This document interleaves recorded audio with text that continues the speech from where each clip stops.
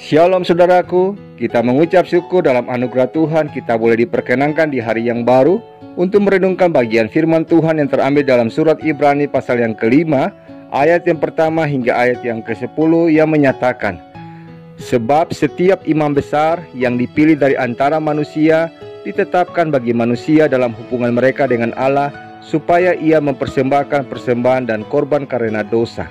Ia harus dapat mengerti orang-orang yang jahil dan orang-orang yang sesat, karena ia sendiri penuh dengan kelemahan, yang mengharuskannya untuk mempersembahkan korban karena dosa, bukan saja bagi umat tetapi juga bagi dirinya sendiri.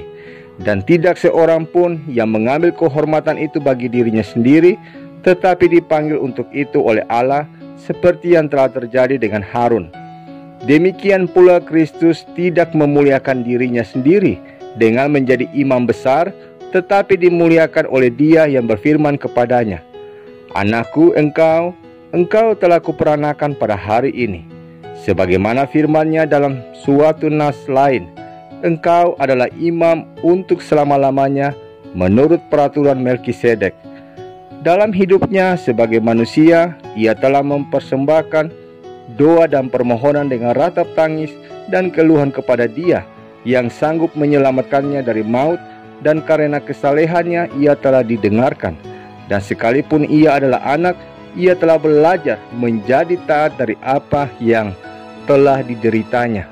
Dan sesudah ia mencapai kesempurnaannya, ia menjadi pokok keselamatan yang abadi bagi semua orang yang taat kepadanya. Dan ia dipanggil menjadi imam besar oleh Allah menurut peraturan Melkisedek. Demikianlah sabda Tuhan. Saudaraku, dikatakan dalam Ibrani 5 bahwa Yesus adalah imam besar bagi kita sekali untuk selamanya. Yesus menjadi pengantara bagi kita kepada Allah. Tetapi jika ditelisik lebih lanjut, ada hal yang cukup mengganggu dalam tanda petik di benak dan pikiran kita ketika di ayat yang ke-8 dikatakan, dan sekalipun ia adalah anak, ia telah belajar menjadi taat dari apa yang telah dideritanya. Benarkah demikian pernyataan ini? Bukankah Yesus adalah Tuhan? Bukankah Tuhan itu sempurna adanya dalam segala jalannya? Bukankah hikmat Tuhan tak terselami oleh pikiran manusia? Lalu mungkinkah Tuhan perlu belajar dalam tanda petik? Jika Tuhan sampai harus belajar, saudaraku, bukankah hal itu menunjukkan bahwa seolah-olah Tuhan itu tidak sempurna? Memang, saudaraku, menafsirkan teks Alkitab tidak boleh sepotong-sepotong, akan menimbulkan kerancuan, bahkan membuat kita gagal paham. Ayat ke-8 tentang Yesus yang belajar dalam tanda petik taat itu harus kita lihat. Sosok Yesus dari sisi kemanusiaannya, bukan sisi keilahiannya. Sebagaimana yang kita ketahui bahwa Yesus adalah 100% Allah, tetapi Dia juga 100% manusia. Sebagai manusia, untuk taat dalam penderitaan bukanlah hal yang mudah, saudaraku.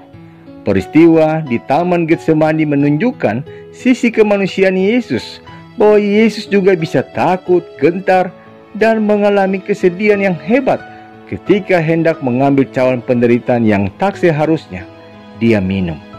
Yesus yang tak berdosa dibuat menjadi berdosa, saudaraku.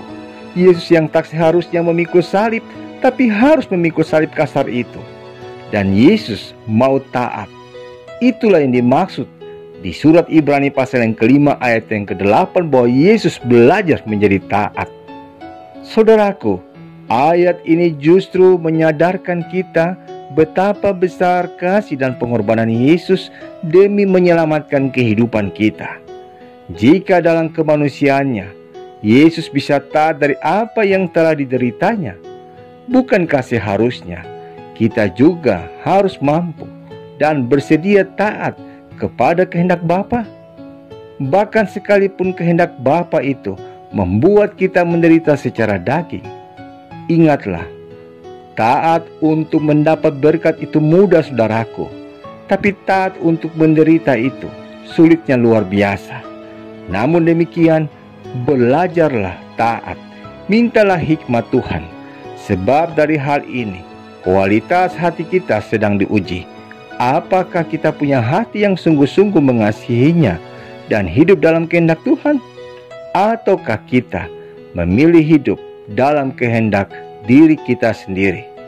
Ingatlah, dalam kemanusiaan Yesus, Yesus belajar taat dari apa yang dideritanya. Kita pun harusnya juga bisa. Amin. Saudaraku, mari kita sehati dalam doa.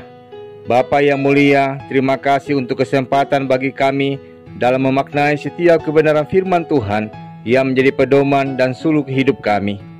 Ya Kristus Tuhan kami, terima kasih untuk teladan hidup-Mu yang belajar taat dan setia terhadap kehendak Bapa untuk menderita, sengsara dan mati bagi kesalahan, dosa dan pelanggaran hidup kami. Tolonglah kami dengan hikmat-Mu ya Bapa, agar ketika kami hidup dalam iman kepada Kristus, kami juga dapat menjadi pribadi yang belajar taat, setia, dan mau melakukan kehendak Tuhan dalam gumul dan juang kami.